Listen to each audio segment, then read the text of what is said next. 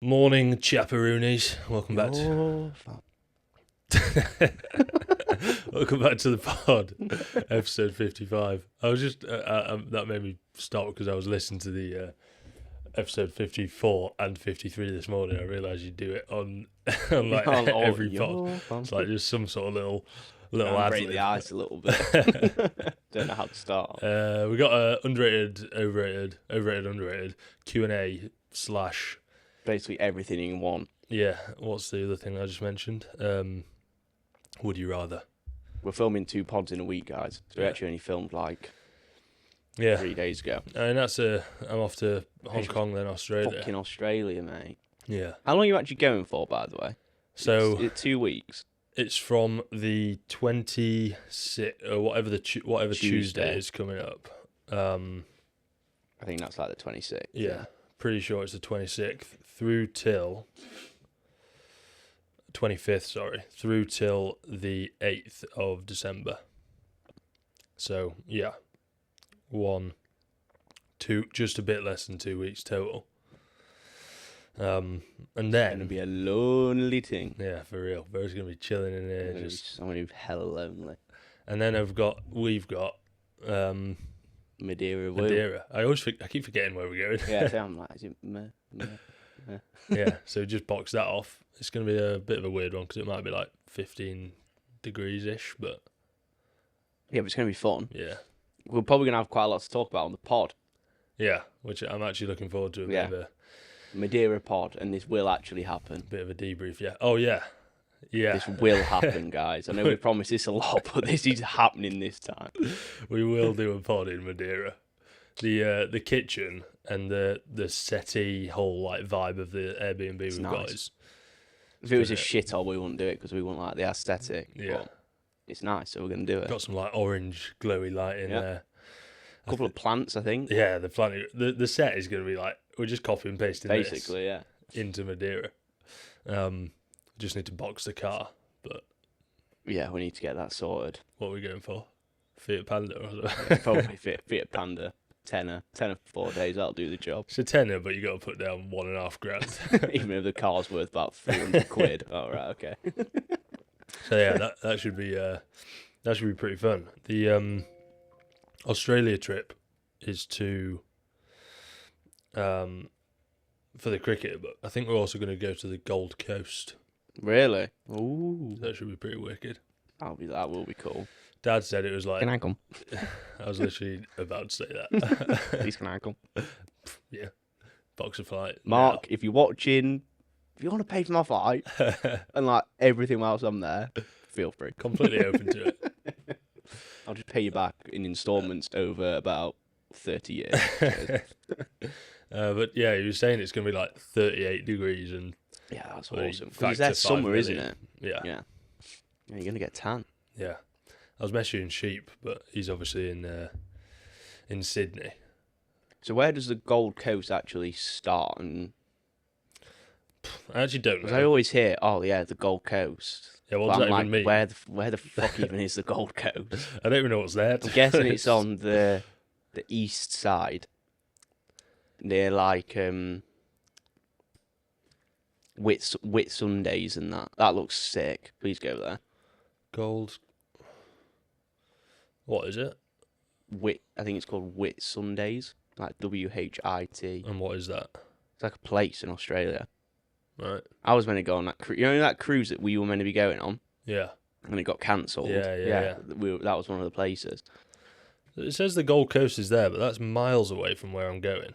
So where are you? You're going Brisbane. Yeah. So maybe I'm not. Well, that is Brisbane East Coast. I think it's northeast maybe. But it's still... So maybe wait. No, sorry. Yeah, you're right. Brisbane is on the East Coast. Yeah. I thought so. So it's basically right next to the Gold Coast, yeah. Yeah, and then Sydney's like all the way near the bottom, isn't it? Yeah, kind of like bottom right, I think. Yeah. It's pretty crazy because like I follow a couple of people who are in Australia. There's this one girl I follow, and she's like sunbathing every day, and it's like 30 odd degrees. And then I follow this other guy who's like an influencer guy, and he was like, "Oh, this is the first sun we've had in like 3 weeks, and it's like 10 degrees." So I'm like, they must be like very far apart.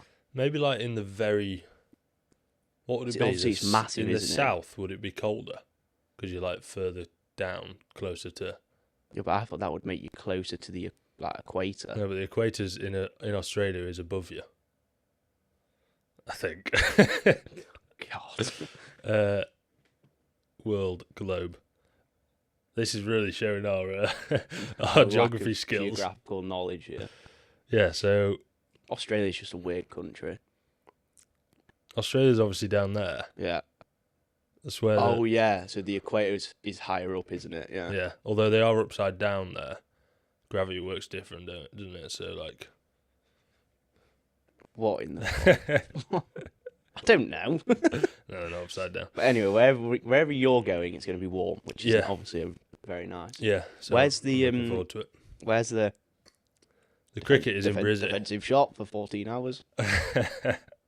Yeah, that the test that we're going to is in Brisbane, but Right. they travel around Australia, like playing at different locations. Is it always? I'm guessing England playing. Yeah, so in the Ashes, it's always England, Australia. When they play loads of games, Yeah, they'll be like is it like best of something or? yeah, and then they'll rotate between playing in England and then playing in Australia. Right. Okay. Will England win?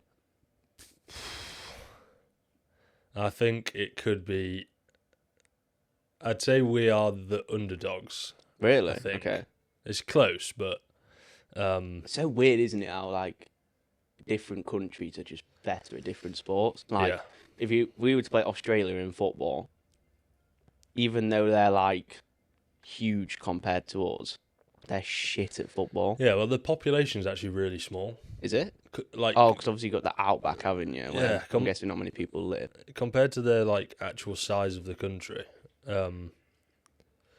Let's have a look. Australia population Pretty sure my cousin lives in Brisbane. 27.5 million. So it's less than the It's UK less. by miles, Yeah, it's like half. There's Yeah. what 60 odd here. which is mental. It's a massive country. Yeah, I did not think that. Yeah. All convicts, mate. That is actually mad. I thought there would be like triple the amount of people. Yeah. So it's kind of a bit weird.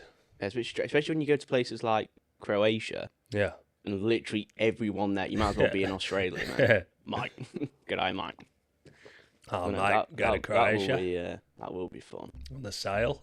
That was honky. So, how long you're going to Hong Kong first? Hong Kong for like 3 or 4 days. Cancel him right now. Cancel him right this second. No one watches content anymore. He's racist. So yeah, 3 or 4 days there. I'm guessing you're going there first. Yeah, and then flying to Brisbane. But the then when we fly back, we actually stop off in Hong Kong, but it's like just a changeover flight. Like a type thing. layover thing. Yeah. Yeah, so I don't think we're there long enough to actually have any time there. So when you fly out, you'll be flying with Kizza and your mum. Well, yeah, to Hong Kong. That's what I mean, yeah. And then you'll meet Big Mark. Meet Big Mark, yeah. Yeah. Yeah. Then you fly to Australia. Then you come back to Hong Kong. I'm guessing Mark will be Yeah, I'm pretty sure staying there. they're staying for a little bit at least until maybe they come back for Christmas at some point. Yeah. How many days can Mark spend here? I'm pretty sure it's 45. That's not much, is it? No. In a year, in like a whole calendar year, Yeah. that is not much. I think it can be 90, but then it starts getting a bit confusing with the rules because Is- they're married, obviously. Yeah. Is that because he's given up his UK residency?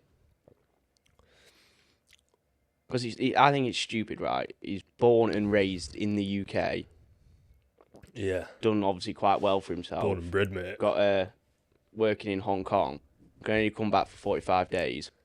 But if he flew to France, Yeah. came over on a dinghy, You're all right, very mate. good just stay in a hotel for free. That's also So- weird. He can be in France for as long as he wants. Obviously, to a certain point, but like, Yeah, but exactly that doesn't make sense to me. yeah, That's not where he's from. so that's quite strange. But I'm Well, pretty is it sure because he's not got a UK residency? I'm pretty sure anymore? he's like a Hong Kong. resident. Yeah. Yeah, because I think like a lot of people who like move to Dubai, obviously they come home, but they can only be here for. Yeah. I think that's stupid. Seems strange, doesn't it? But I mean, You should just be able to have like a dual residency. If you could, what would be like bob on would be like 90 days in the UK. Yeah. And then the rest of the time somewhere a bit warmer.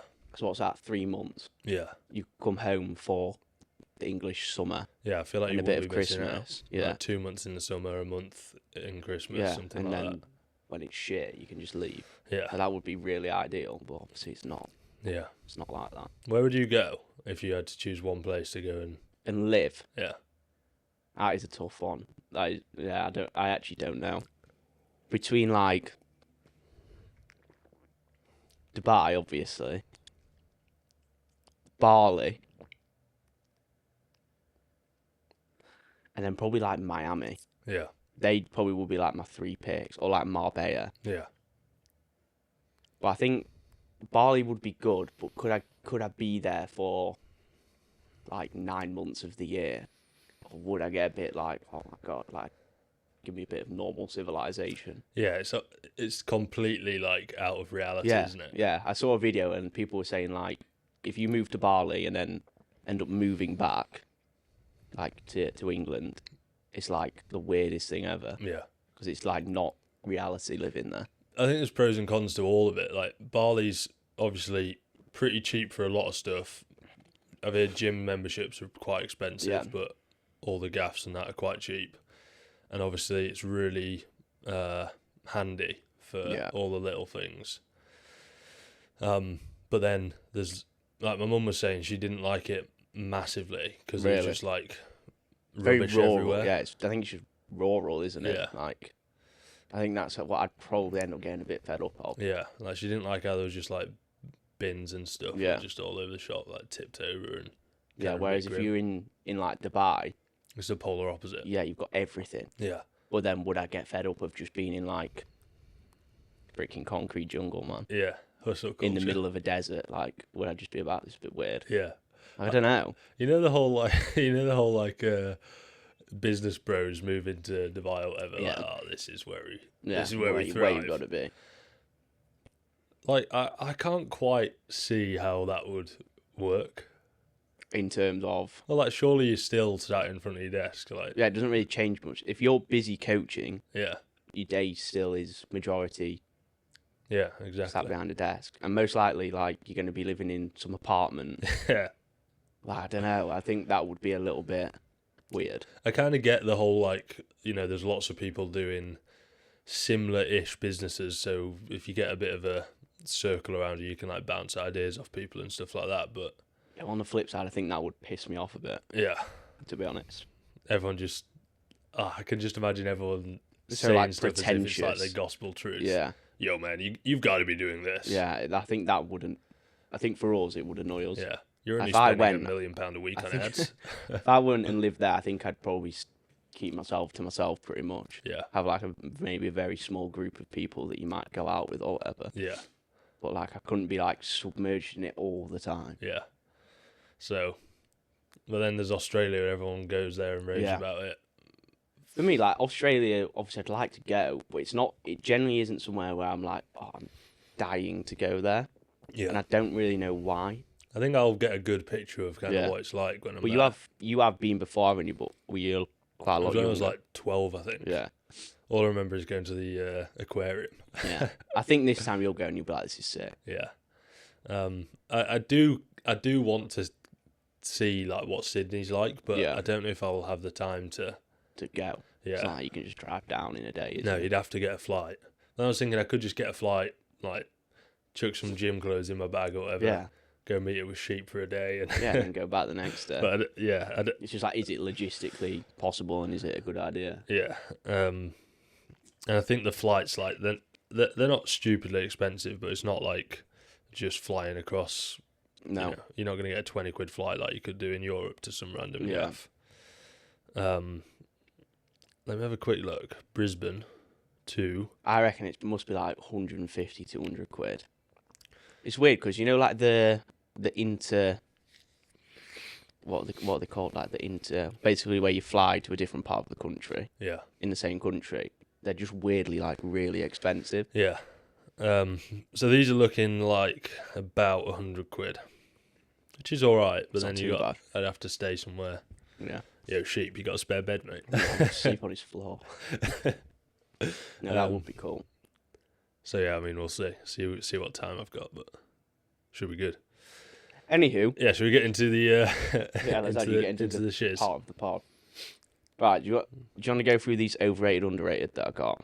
Yeah, let's do one of them. I'll spit one of my whatever. Okay. So these are actually from the 4th of November, a few weeks ago before we did this pod. We Yeah. just messaged too late. So, in continuation to the question box of overrated or underrated. Wow, very And I've nicely put. Yeah, it's.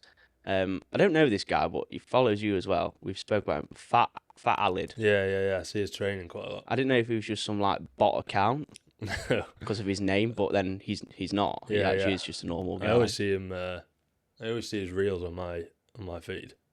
Yeah, bro, he's a BB. Yeah. So yeah, thank you for the questions. So first one, overrated or underrated? Let's go with meal plans in comparison to if it fits your macros. So are meal plans overrated or underrated? I think they're actually like pretty severely underrated. Yeah, I'd say they're probably one of the most underrated things within Yeah. this niche. And I think if it fits your macros is actually pretty overrated. Yes.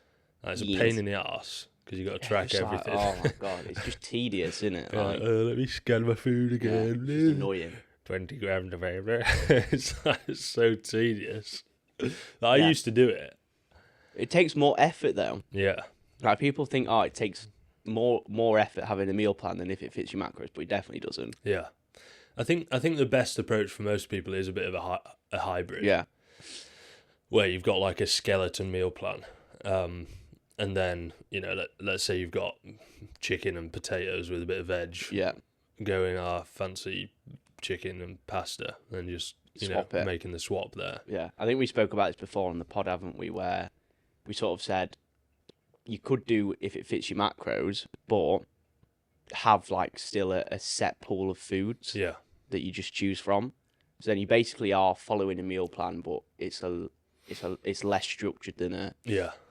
standard solid meal plan. I think it's also important if you're doing if it fits your macros to have like pretty hard line rules Yeah. for each meal. Set your boundaries, man. Yeah.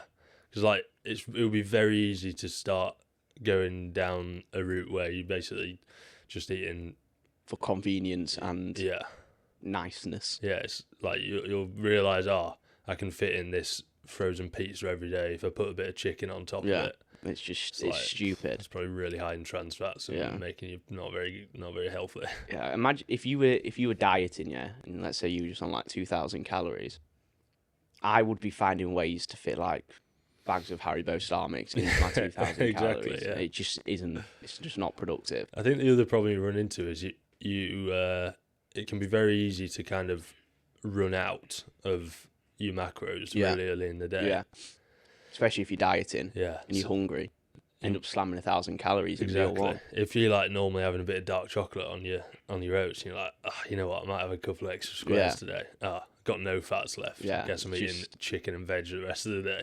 Yeah, I just don't think for most people it works. Yeah. Some people, if they're like a super laid back, chilled, and they don't mind putting the effort in, then yeah, potentially. Yeah.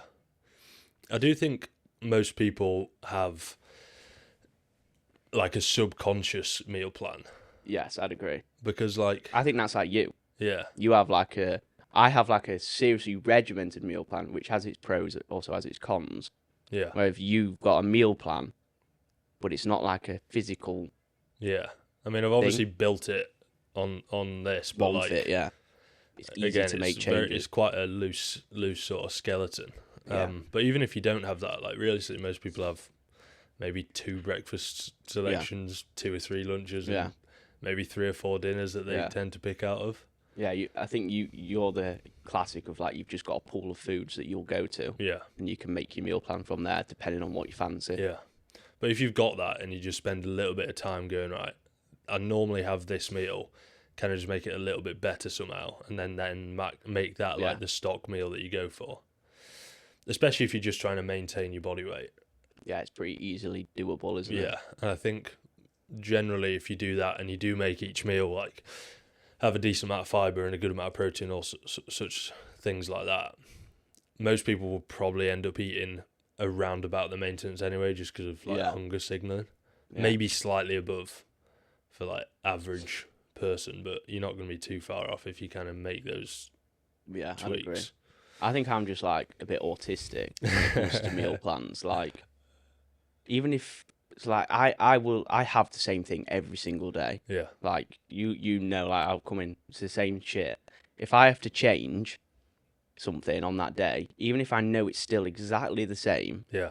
I feel like I'm doing wrong. It feels It just wrong. doesn't feel right. I don't know what that is. Yeah. Just something in my brain just like won't acceect that. But then the thing It's that's right, good even for if it you, is with right. you is you don't then, if you've got like a meal out or whatever, Yeah. you're not like fretting about it. No, I It's don't like- really care. Yeah, exactly. Like it's just But yeah. when you like when I you are used to on- care though. Yeah. But now I think I've got away from that. I remember you mentioned me quite a few times when you were younger, going like, "Do you reckon it's all right to have this brownie at the pub?"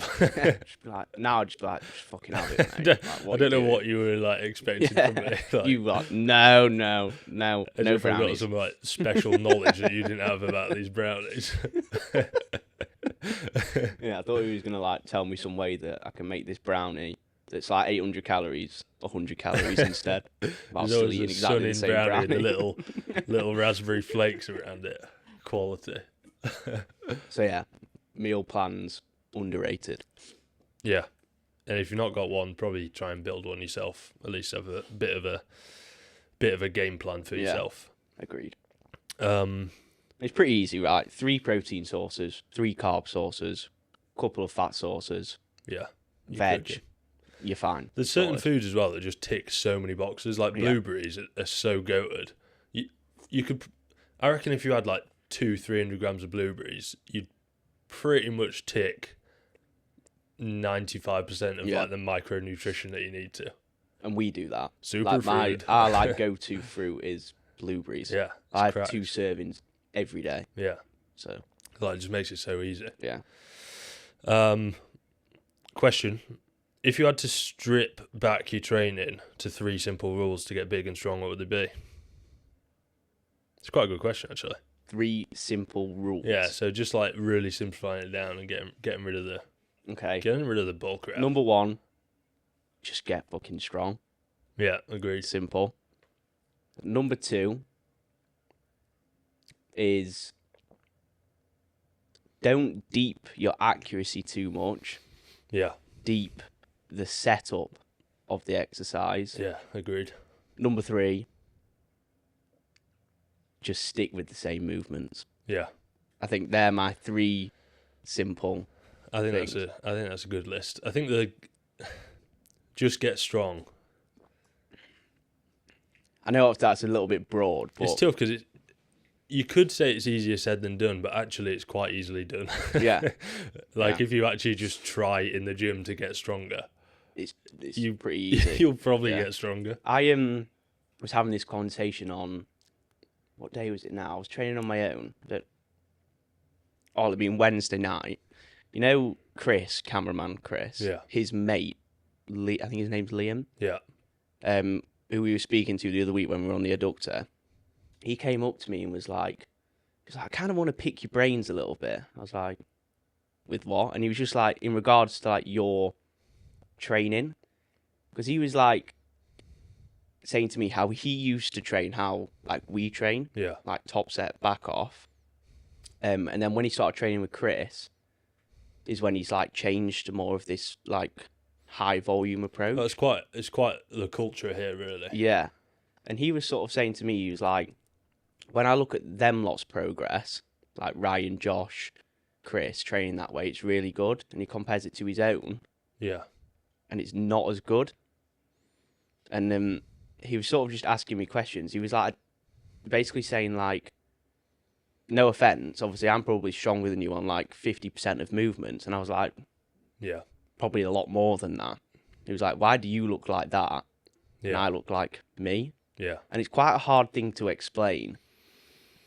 I was sort of saying to him, like, obviously there is an aspect of it. It is just like relative. yeah, Like I'm not. Yes, he's stronger than me on a lot of movements, but he's a lot heavier. And like I'm not weak. if that makes sense. It was like really hard to. I was trying to explain it in a way to him, Yeah. but obviously because we were both training, Yeah, it was it's like kind quite of hard. hard. Yeah, I said we'll actually like have a chat about it at some point when we both sat down somewhere. I guess it's the same between me and you, like similar strength, but compared to body weight, you're obviously quite a lot stronger. Yes. If you compare that way. So if I was relatively the same amount of strength for my body weight, I would probably be significantly bigger. Yeah, I'd agree. But at the same time, even if I was that, and even if I did have the same amount of muscle comparatively, then you'd probably still look better. Exactly, just and because of shape and all that this is sort of another stuff. thing I was saying to him. Like, I was saying to Tom Perdue last night. Like, obviously, I there is times where I get quite a lot of like compliments saying like, "Oh, you got a lot of muscle," but like I know and like you'll know, I actually don't have that much muscle. Like, obviously, Yeah. compared to the average person, yes, I do, but I don't. Yeah. It's well, more just the way I carry the muscle, if that makes Yeah. sense. actual lean mass is probably about 50 kilos. Yeah, which is obviously nothing Yeah. compared to a lot of other people. Which is like, I mean, it's got its pros and cons, doesn't Yeah. it? Like, Yeah, I think people struggle to get their head around that. Is like, I think that like shape, etc., it does play such a huge role. yeah. The one thing I think you've done really well for a long time is even though you're not that heavy, like you say, lean mass of about maybe 50 kilos, Yeah. something like that, you've hit like 200 grams of protein for a long time. Yeah, And there is, there's the whole like, 1.6 to 2.2 seems like a pretty good space. But to be honest, I do think there's something there in that, like, if you can get even more than that, like 3 grams per kilo of lean mass, you're getting like 4 grams per kilo lean mass. Like, that is a lot of protein for the amount of muscle you've got. And I think that Plays a generally role. can make a big difference. yeah, that's As long as you interesting. can digest it, okay. Yeah, But equivalent to me, that would be like, let's say I've got maybe 75 yeah, kilos you'd lean have to mass. be eating a lot. That's a of lot protein, of protein. and you probably would. Your digestion probably Yeah. wouldn't be. But like, Like, what do you have at the minute? it's like 220, 230. Yeah, But like, I think I'd probably progress more if I could get like 300. yeah. And I know Do you the think research. you could get 300? I could, yeah. But it would be. I think I might struggle a bit. Yeah. Maybe you should just try and Yeah, just eke it up a up little it a bit. little bit. Yeah. But like, even though the research like isn't solidified on that, you look at like bodybuilders in the 80s and 90s, they were chucking away so much Yeah, protein. exactly. Even now, though, like there's a lot of bodybuilders now, even like natty bodybuilders who are like maybe a little bit heavier than me. Yeah, They are pushing like 300 grams of protein, yeah, and sometimes I look and I'm like, why the fuck are you eating that much protein? But yeah. I mean, I think there's an aspect, as long as it's not taken away from, like, if you're having 100 grams of carbs just so that you can get 300 grams of protein, then that's stupid. yeah, But if your carbs are at like 700, yeah, then there's really not much need to go any No. higher. no, I'd agree. Like, where are those carbs actually? Yeah, like you've not Like, got you've got enough to fuel yeah. your training. Like, unless you're absolutely massive. There's no room for any more carbs. I'd agree. Your pancreas is just getting absolutely smoked. How have we got onto this, by the way? Back to the training point. Yeah. What are your three? I'd agree on them, but to go to that question that he asked you, I think we're always like very. The decision to train like that is based on like what we think is going to drive muscle growth the best. I don't mind the mindset of like progressive stimulus as opposed to progressive Like, overload purely from weight and reps and things like that, especially for the bigger guys that are really strong. I think that kind of can make sense. I just don't know though how you sort of track progressive stimulus. Yeah. Like, what does that even? Yeah, and also That's what with I mean. that, like, let's say you do an 8-week, 12-week block and you increase stimulus, do more sets or whatever, drive up the volume. You get to the end of that 12-week block. Do you then start your next one at maybe the midway point? Yeah, exactly. But then surely, like 4 years down the line, you're doing a stupid Yeah, you're in amount the of gym for volume. like 5 hours.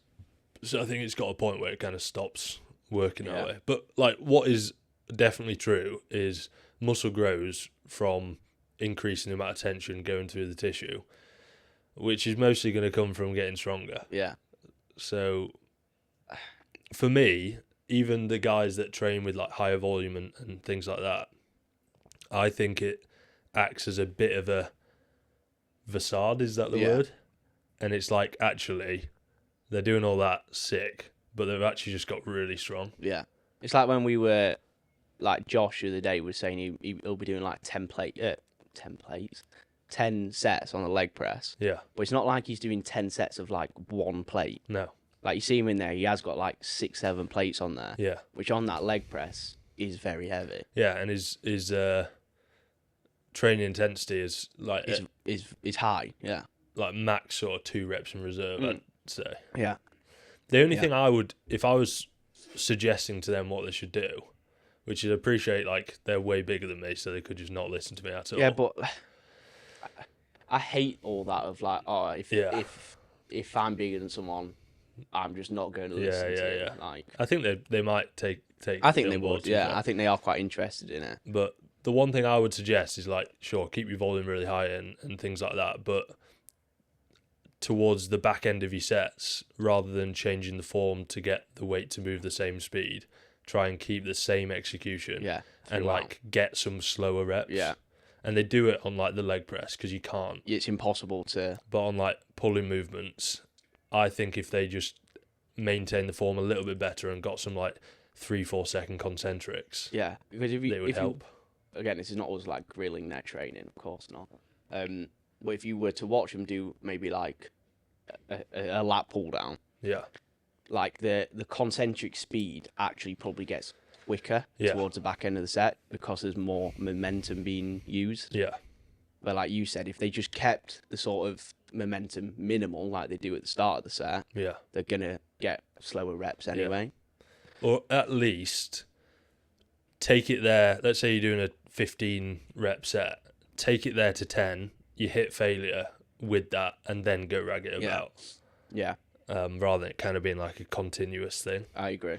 Yeah. Again, would it make a huge difference? I don't know, but Yeah, well, it's like To me, we it said on makes the pod sense. with Josh, like as long as you're just training intensely and you're progressing in some sort of way, yeah, you're gonna grow. So yeah. I just think for those guys where it's like the top of the sport, seems like that's a 1% that yeah, may be valuable.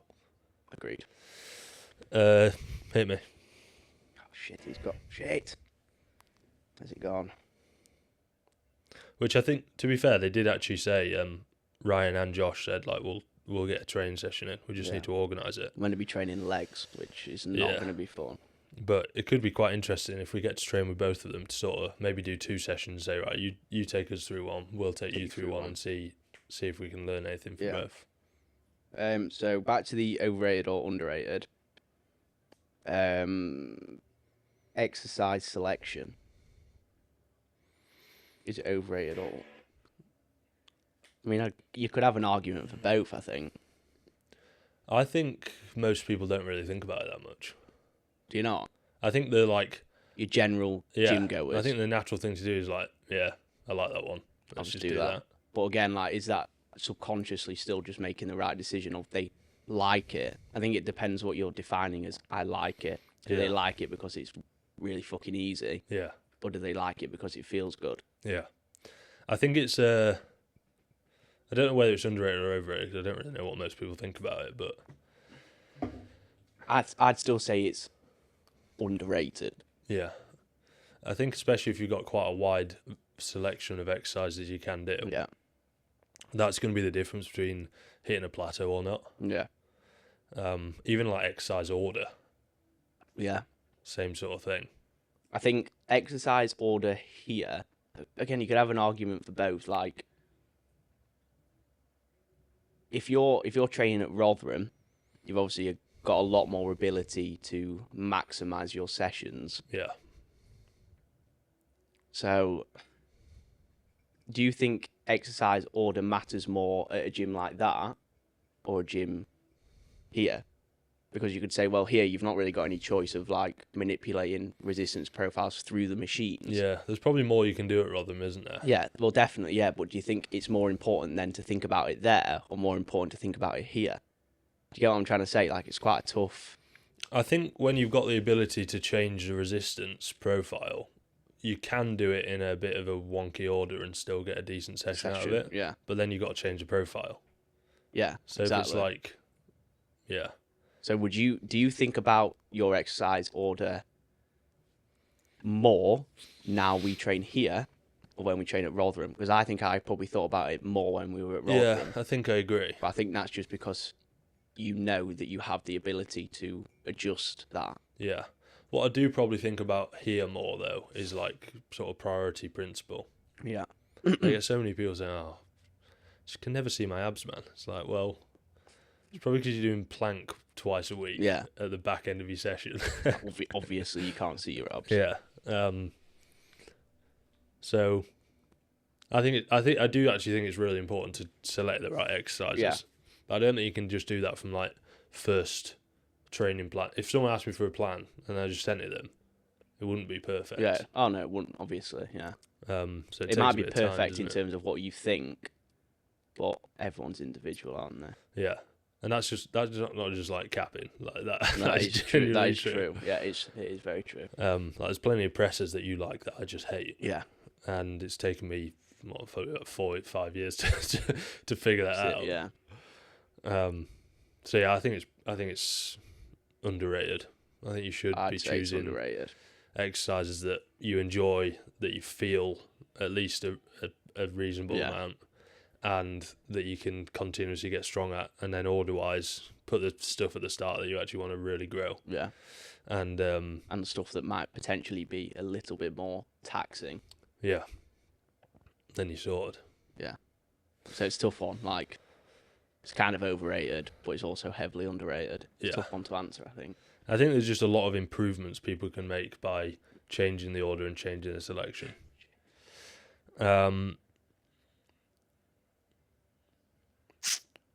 What was I thinking here? Questions.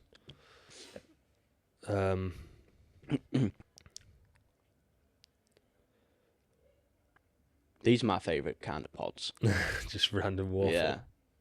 But you end up just talking about stuff. I think it's actually helpful to people. Would you rather I don't know. train in a completely empty gym with honking music, or train in a Ramo gym with really good music? Ramo gym with good music. Yeah. Music. That's easy. Generally, like when a bad song comes on, it frustrates me Yeah, so much. It's actually annoying. It takes me out of the session. Yeah. And I actually, even if it was a dead quiet gym with good music or a busy gym with good music, I'd still choose the busy gym with good music. Yeah. I think there's a point where it gets tedious. Oh but yeah, it's a point where it's annoying, but if you got like 5 lads on every single bench, it's like, this Yeah, is a pain in the but ass. I definitely prefer training when there is people in there. Yeah. If it's just you and like 2 other people, it's almost just a little bit eerie and weird. Yeah. I like a bit of atmosphere. I agree. I might hit you with another would you rather here. Yeah. It's kind of would you rather, but what do you think's better? Having a in-person coach / PT, or having an online coach? Depends on. I mean, the quick answer would be an online coach, and that's not just because we're online coaches, but I think it depends on what stage you are Yeah. in terms of your like fitness journey. If you're Quick a complete answer. beginner, Yeah. like it's probably going to be beneficial to try and have some sessions with a good in-person PT. Yeah. But I think as soon as you've done that for like a month and you know the basics, having an in-person PT is not a waste of time, but nowhere near as beneficial as having Yeah. an online coach. I think especially if you're like reasonably a base level of technically proficient on your phone. Yeah. Like Yeah. being able to use WhatsApp and use a Yeah, you training can app get and all that so sort of much stuff. from a coach. Yeah, I agree. I think you gotta commit to the coach online a little bit more. Oh, so. definitely, yeah. Because if you're going in for a PT, your expectations are, right, I'm going to go and do a session with him. And, like, results-wise, are you expecting to get loads of results from training in person? I don't really know.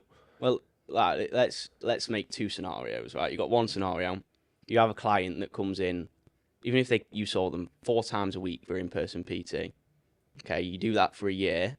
You've got the same client who's signed up to coaching, who checks in on time, constantly asking questions, sending form clips. Yeah, doing the deal. And just, like, being 100% in. Yeah.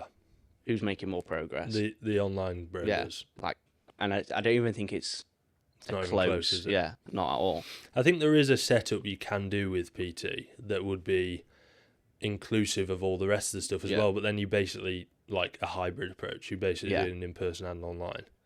And if you're someone who's got a lot of money, then that's a great option. That's probably the best that's option. your best option, yeah. Yeah.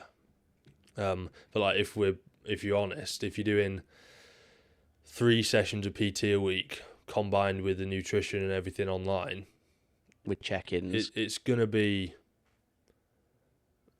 Well, if you're talking £40 per session, it's gonna be £500 a month at a minimum. Yeah, but if you're someone who's not, like, intrinsically motivated, Nice, man. then that is a good option. Yeah. If you need that person there, but if you don't and you're motivated just on your own, then something I have thought about quite a lot is, it would be very expensive, sure, but there's certain people that would really benefit from this, and like if they've got enough money for it, then it's not a bad deal at all. Having some sort of setup where you've got the in-person sessions, you've got the accountability and nutrition through the online work, and then you're actually providing like the meal prep to I remember you saying that to be aligned with the nutrition plan. That is like the most foolproof way to get some results. Yeah, obviously that would come with a very hefty. It would be £1,000 a month at least. Oh yeah, easily. Yeah, especially with all the food. Yeah, like it would have to be that at least. Yeah. But then like if you're on big money and you're doing, I don't know, 300-400 grand a year, and you're a top dog. Yeah, it's like back pocket change, isn't that's it? That's going to be a really good option. Yeah.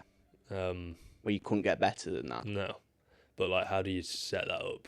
It's tough. Yeah.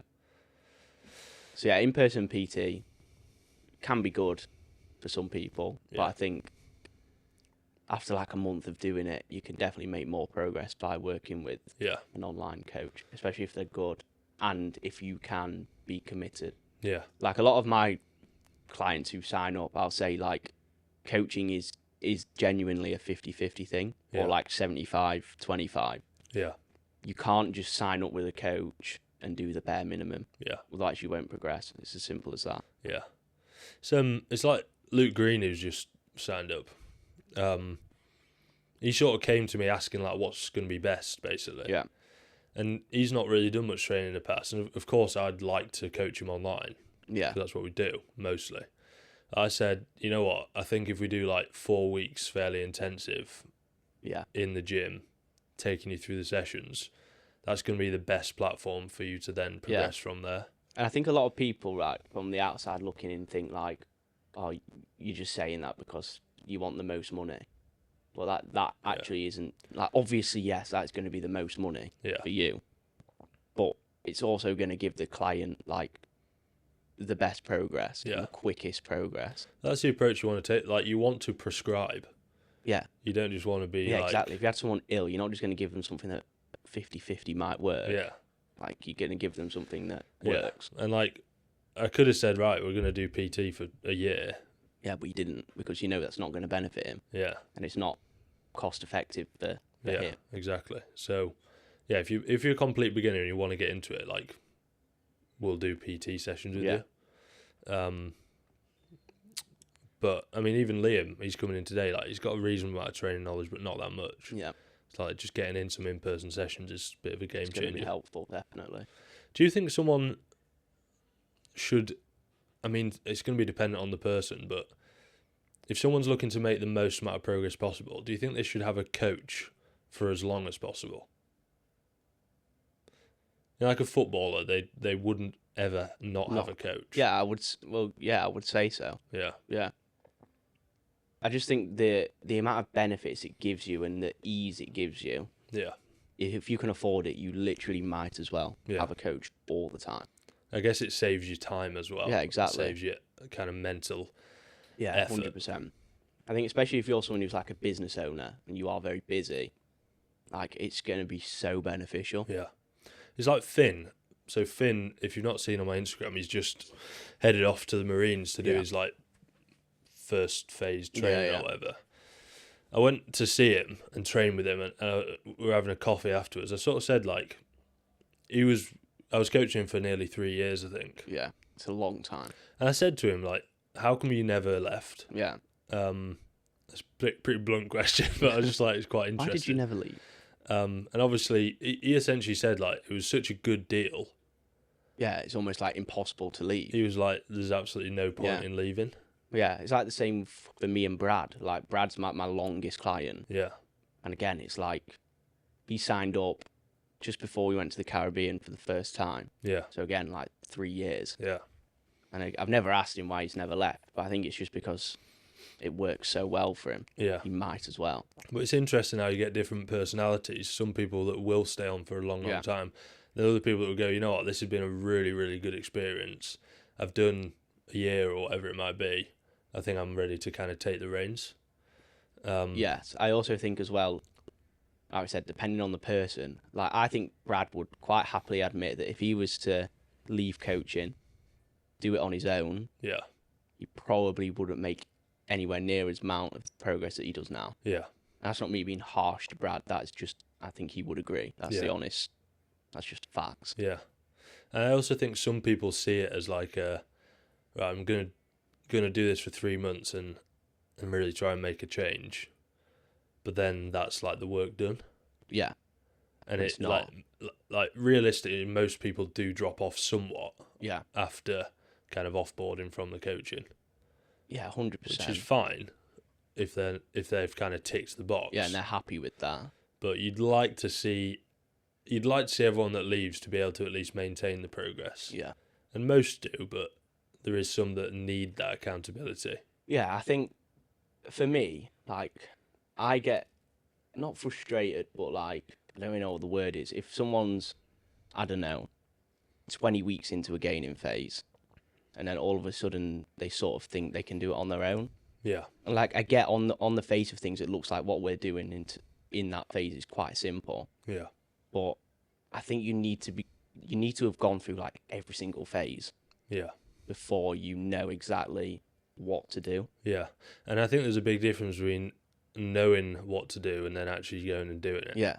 Yeah, it's all good knowing what to do, but realistically, are you actually going to do it? Probably not. Yeah, because I think it took me years to get to a point where I could actually like analyze my own progress and see what I need to change. Even I, for a fact, couldn't do that myself now. Yeah. Well, I could, but I have such an emotional attachment to it that I wouldn't make the right decisions, and I know that. Yeah. Which, it's quite weird when you think about it. Yeah. Like, I coach people, but I don't feel like I could. I mean, I could coach myself, but I know for a fact I wouldn't make as much progress. Yeah. Simple. Yeah, it's just something else to think about, isn't it? I don't want to think about it. Yeah, I agree. So yeah. Do you want to do one more? Yeah, overrated or underrated. What have we done? We've done the meal plans one. We've done exercise selection.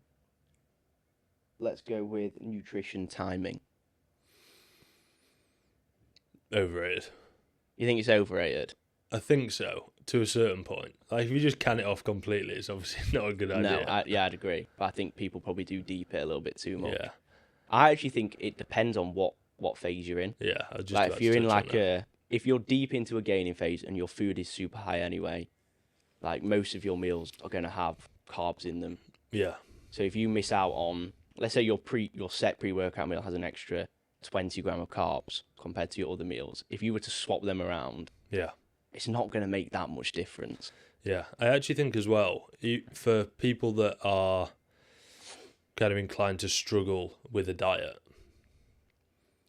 the meal timing does make a difference. You might have heard me speaking to someone yesterday about it, about the like, don't eat when you're 8 out of 10 hungry.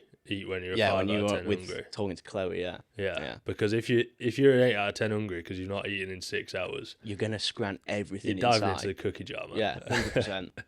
Yeah. So in that aspect, like making yourself eat when you're dieting every X amount of hours, I do think will help with consistency in the long term.